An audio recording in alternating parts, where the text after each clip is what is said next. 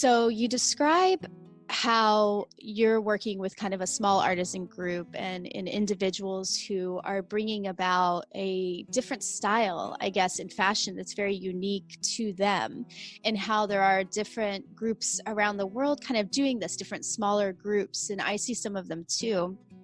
Do you think that this is maybe a direction that fashion is headed, having, so much more of these kind of little pockets in all corners of the world creating fashion?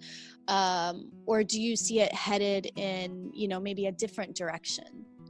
Well, with internet globalization and getting it into remote corners of the world, people, customers, business owners become more knowledgeable and they can do their research on what they want to produce and why they want to do it.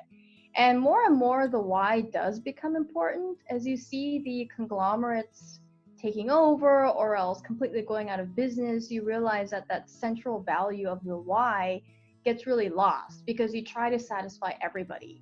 And fashion for conservation was that way for a while.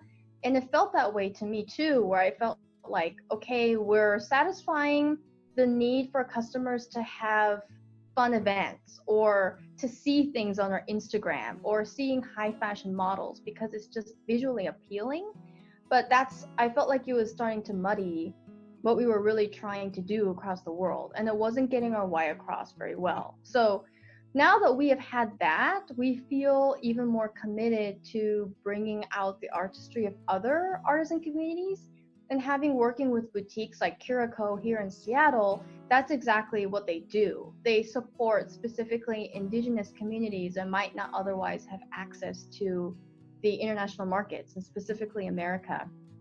And I think that is more and more the way things are going, not only because there's a competition of brands against brands, but also with the internet, people can do more research into what they buy and why.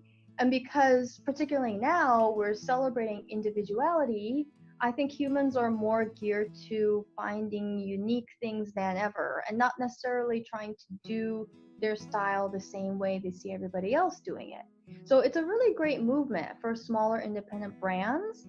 It's more economic and sustainable to be making pieces at a smaller scale locally anyway.